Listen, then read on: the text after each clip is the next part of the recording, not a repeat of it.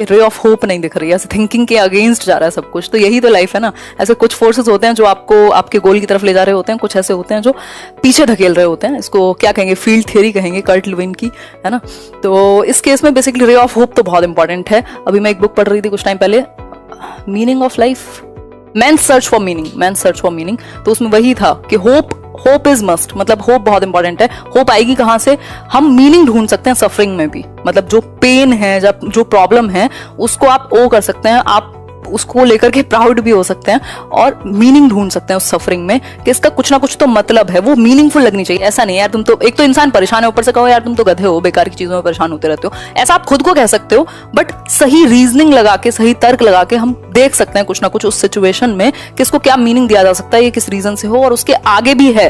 ऐसे लाइफ बड़ी पिक्चर में देख सकते हैं ना। वैसे भी हमारे पास क्या है खोने और पाने को, कुछ टाइम छोटा सा मिला हुआ है, कुछ 60 साल भी मुश्किल से जी पाते हैं आजकल, 60-70, और उतना टाइम है, उसी में सारे खेल हैं, चाहे वो प्रॉब्लम्स घर की हो, चाहे वो काम की हो, चाहे वो रिलेशनशिप्स हो, चाहे कुछ और हो, है ना।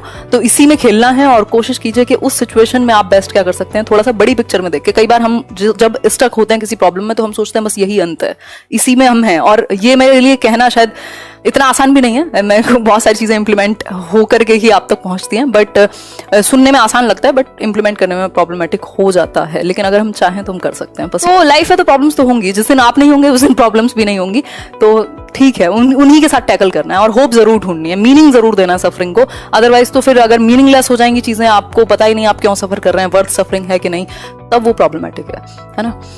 तो थोड़ा बड़ी पिक्चर में अगर हम देख पाएंगे, और होप ढूंढना बहुत जरूरी है कि चीजें होती हैं ठीक और होंगी, और एक प्रॉब्लमेटिक सिचुएशन आपको आगे के लिए और मजबूत करती है। आप मतलब हम और कुछ कर नहीं सकते ना लाइफ में, हम मजबूत ही बना सकते हैं खुद को, और उस प्रॉब्लम में भी मुस्कुरा, मतलब ऐसे एकदम ह्यूमर ढूंढ सकते हैं। और वो कहाँ से आएगा, जब हम धीरे धीरे ऐसे बहुत सारी प्रॉब्लम्स फेस करके मजबूत बन चुके होंगे। तो ठीक है, आपको पता होता है कि यार मैं संभाल लूंगा या संभाल लूंगी, कुछ भी हो जाए आई कैन हैंडल। परेशानी होगी, रो पीट सकते हो आप, मन भर के रो लो, कुछ भी कर लो, बट आप संभाल लोगे अगर आपके अंदर वो एक थोड़ा सा सेल्फ बिलीफ है कि हाँ आई कैन हैंडल। और ये धीरे धीरे ही आता है, धक्के खा खा करके। परिस्थितियां विपरीत होने लगे और धैर्य भी जवाब देने लगे, तो फिर कौन से टिप्स काम करेंगे? टिप्स काम नहीं करेंगे, आपके जीवन का अनुभव काम करेगा, है ना। आपकी स्पिरिट काम करने की करेगी, फाइटिंग स्पिरिट जो है, लड़ने की जो ताकत है कि हाँ आई कैन हैंडल एनीथिंग, है ना।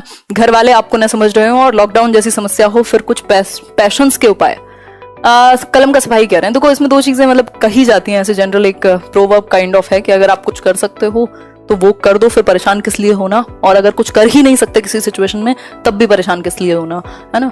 तो ये दोनों ही चीजें बड़ा वर्क करती हैं कई बार। इसके अलावा अगर बात ऐसी है तो उस टाइम पे कुछ रीजन लगा के और थोड़ा बहुत इग्नोरेंस भी काम आएगी, क्योंकि अगर आप हर किसी से ये उम्मीद करेंगे कि वो आपको समझे, आपके काम को समझे, आपकी लाइफ को समझे, आपकी परेशानियों को समझे, तो फिर आप गलत करेंगे खुद के साथ ही, क्योंकि आपकी एक्सपेक्टेशंस उतनी बढ़ जाएंगी कि दुख के सिवा और कुछ नहीं मिलेगा। ऐसे सत्संग चल रहा है आज यहाँ लेट्स लर्न पर, मजाक कर रही हूँ। खैर, तो तरीका वही है कि आपके लिए क्या सही है, आपने क्या प्लान किया, आप उस सिचुएशन में क्या बेस्ट कर सकते हो। जब अपॉर्चुनिटीज खुलेंगी, मान लिया अभी लॉकडाउन है, तब आप किसी चीज के लिए तैयार हो कि नहीं हो, तो आप खुद को तैयार कर सकते हो, प्रॉब्लम्स के अगेंस्ट मजबूत बना सकते हो खुद को। यही हमारे पास एकमात्र, क्या कहें इसको, वेपन कह सकते हैं, हथियार कह सकते हैं, है ना। सुमित कुमार।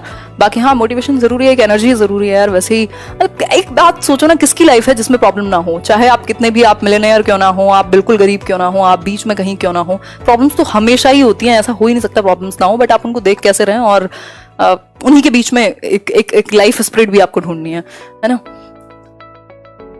और कौन सी प्रॉब्लम्स ऑप्ट करने लायक है ये भी देखना है कई बार।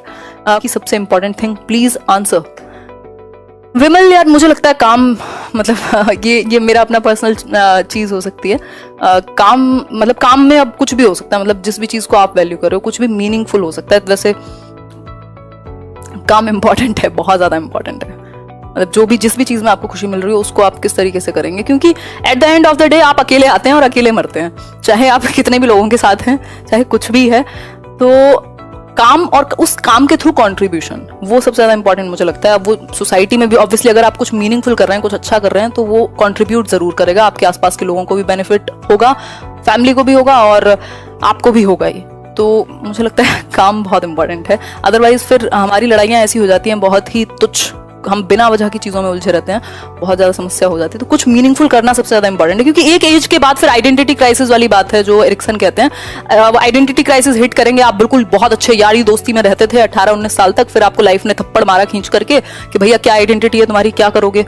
तब आपको समझ आया कि अरे यार सारे दोस्त तो इधर उधर चले गए, सब अपने अपने कुछ काम में इन्वॉल्व हैं, फैमिली में भी एक स्ट्रक्चर है, आप देख लीजिए उठा करके। और ये सच है, कड़वा सच है। बेशक कहा जाता है कि माँ बाप बहुत प्यार करते हैं, और करते हैं, मैं मानती हूँ, बट 4 बहन भाई भी हैं अगर तो, और ये हायरार्की है जिसको जॉर्डन बी पीटरसन कहते हैं, हायरार्की, डोमिनेंस हायरार्की कहते हैं आई थिंक।